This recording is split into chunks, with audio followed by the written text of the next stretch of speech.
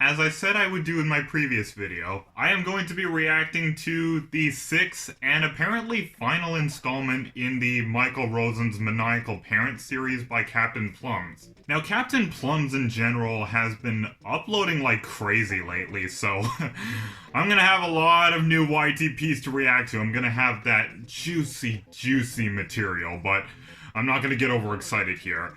Let's just stay where we are right now. Let's not get too ahead of ourselves. So, yeah, I remember the events of the previous one that I reacted to earlier this year, and it was mainly Michael's parents going to London to get one of these brown rings that apparently they needed to be safe from the Haribo company that was trying to kill them, because that's where they were taken by the end of Michael Rosen's Maniacal Parents 3. So, apparently, before the to be continued screen came up in the fifth installment, it ended with Michael's parents fleeing to Scotland, so wonder what's going to be taking place in Scotland. I wonder how many people are going to be, you know, murdered and mad dog stuff. But I'm not going to delay this any longer, so without further ado, let's see how this truly maniacal series concludes.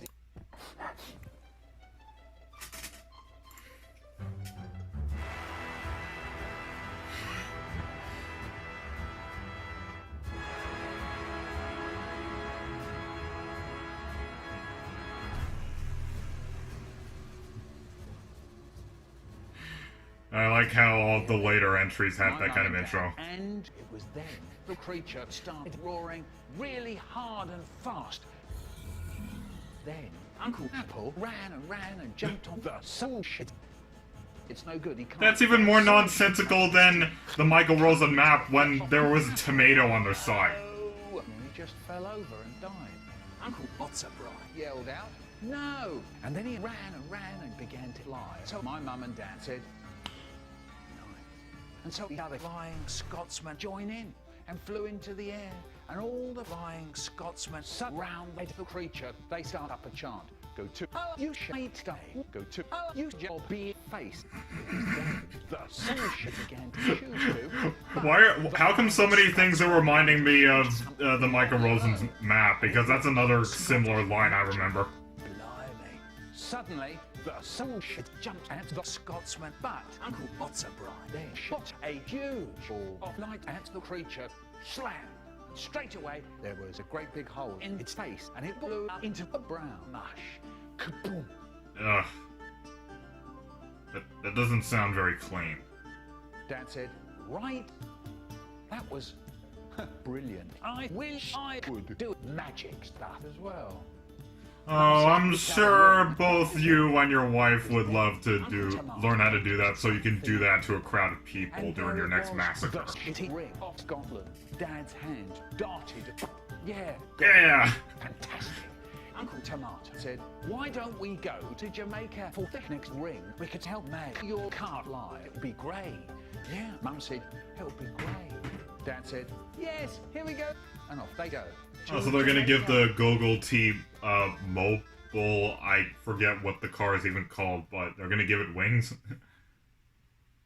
So what are they gonna make it into, like the Mach 5 from Speed Racer or something? Because I remember the car has a lot of powers with it. When they got there, Uncle Jam Roly Poly and Uncle Vanilla found out that there was this guy. What is with all these names? Suddenly the man came running onto the stage, and it was the coolest teacher of my old school, Mr. Coolio.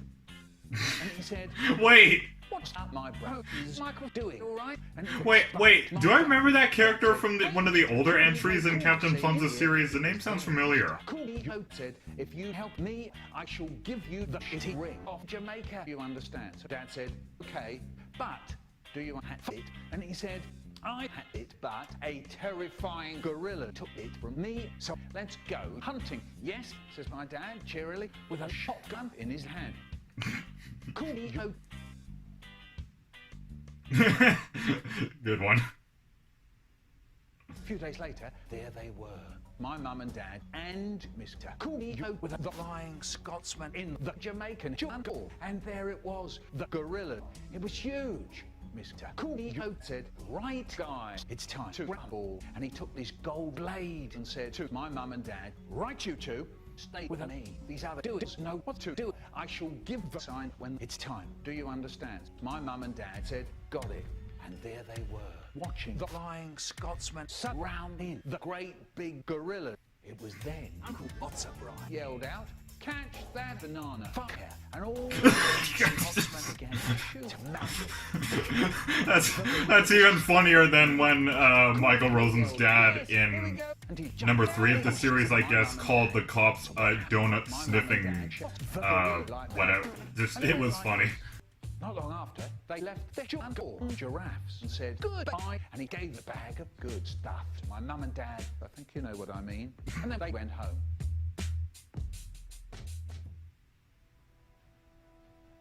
There they were. Is the Haribo company going to be satisfied? My dad took the plum gadget out of his pocket and said to my mum and the Flying Scotsman, okay, it's time. He pressed the button, then in a flash, Michael Rosen appeared. And he said, you've got the rings, I can tell. Good. It was then my dad gave the rings, and then he asked, what now?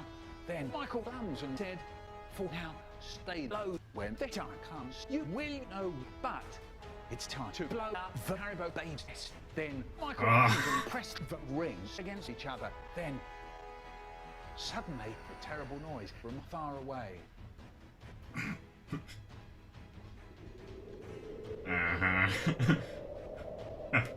Random explosion effect.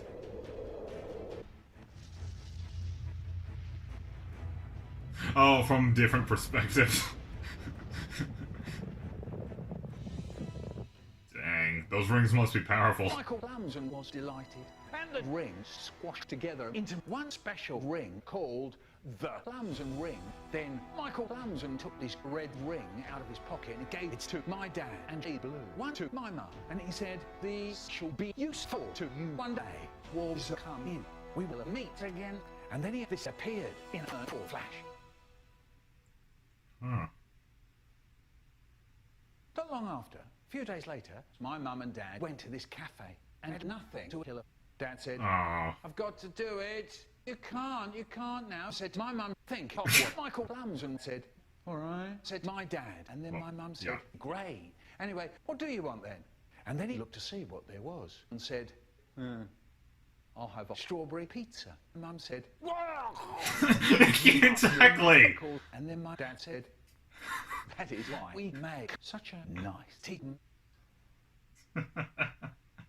Kaboom, kaboom, that was a nice ending. Kaboom, kaboom, Captain Plums. Ah, Captain Plums, you have done it again. Alright, that was a pretty nice conclusion to an obviously action-packed series of two deranged murderers, like, doing rampages and everything. Basically what I think of this final chapter is, I like how it somewhat comes to a peaceful ending, but not too peaceful. The ending really has me wondering what the Haribo Company may do next. Given how powerful the Haribo Company are, and what I've seen that they're capable of throughout all of Captain Plum's videos and story arcs that I've watched, for some reason I'm getting this sort of iffy feeling that maybe that series of explosions from all the different angles didn't really erase or kill them all. I think there's some remaining, or some of them may be invincible, maybe some of them are supernatural, maybe some of them have powers, so I highly doubt that the Haribo Company are going to be completely off of the main protagonists of Captain Plum's stories' asses for much longer, but it's just a thought that came to mind. I'm just thinking, okay, that's obviously a positive ending to the story arc of Michael Rosen's Maniacal parents, but is it really the end? Because it kind of reminds me of one of the storylines in GTA 5. You know how Michael DeSanta, along with Franklin Clinton, need to pull off that jewelry store heist when they have to pay the money back to a gangster when they tore down his house when Michael was under the false assumption that the man who his wife was having an affair with was hiding there when in reality it belonged to the gangster. And of course, after the jewelry store heist, that meant Michael broke his witness protection program, so that's why he had to work with Dave Norton and all those corrupt FIB guys. So, I don't know. When I think of the storyline of GTA 5, that's what makes me wonder, are Michael Rosen's parents here in the storyline are gonna completely not be bothered by the Haribo company again? Will there be a part 7 someday? I highly doubt it. I think this is the final chapter, and if it is the final chapter, I thought it was a very good one. I didn't think it was the best conclusion to the series, but I do like how it ended peacefully. I like the ending. I like that cute little ending. I like how... I like it when... Even when couples like this, even when deranged couples like this, I like watching those little moments where... You know, they're always having that playful little, you know, cuddle talk. Obviously, Michael Rosen's dad is like, I have a strawberry pizza, and of course his mother is like, whoa! Ugh. That's gross. How maniacal can you be? And then his dad just retorts with, hey, that's why you make such a great team, huh? So, yeah, I thought that ending was really cute. Maybe I'm just an idiot or something, or maybe I just missed the good old days where there were more couples who tried to persevere and finish up their first relationships rather than remarrying or, you know, breaking up. But that's off topic. But I just like seeing stuff like that. I don't know. That's just me. Maybe that is the equivalent for me of seeing a cat or a baby or a dog video. Like, this is the kind of stuff that makes me go, oh, that's cute. That makes me smile. So in conclusion, to Captain Plum's very good work on this, and I really look forward to seeing all of your other newer videos that I've been alerted that you've uploaded lately.